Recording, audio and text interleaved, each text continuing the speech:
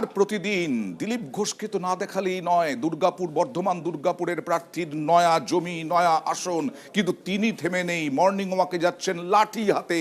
লাঠি হাতে মর্নিং ওয়াকে কেন? একেবারে বললেন যে সামনে আইন শৃঙ্খলা যদি সেরকমভাবে গন্ডগোল হয় তাহলে এই লাঠি দিয়েই তিনি নিজের হাতে আইন তুলে নেবেন, এমনটাও বললেন দিলীপ ঘোষ। বন্ধু বললেন যে আপনার রাস্তায় বেরোলে অনেক অবাঞ্ছিত লোক সামনে চলে আসছে, তো একটা স্টিক হাতে রাখুন। অভিজ্ঞতা অনেক জায়গায় হয়েছে, কিন্তু আমি খালি হাতেই ঘুরি। তো ওনার ইচ্ছা যে আমি স্টিকটা যেন নিয়ে ঘুরি, তো এটা দেখি ওখানে একটা কাজ হয়। এটা তো শাসক দল বলবে যে আইন নিজের হাতে তুলে নিয়েছে দিলীপ ঘোষ। আইনকে আমরা মানি, আইনকে হাতে তুলে নিই না। যারা আইনকে হাতে তুলে নিচ্ছে তাদের জন্য ডান্ডা আছে।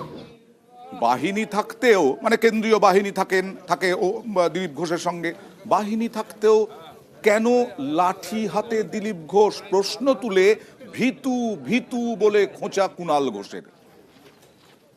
কেন্দ্রীয় বাহিনী তো চারপাশে রয়েছে দিলীপ বাবু, তারপরেও নিরাপত্তাহীনতা। এত ভীতু ভীতু ভীতু, হাতে গরু তাড়ানোর স্টিক নিয়ে ঘুরছেন দিলীপ ঘোষ, ভীতু ভীতু।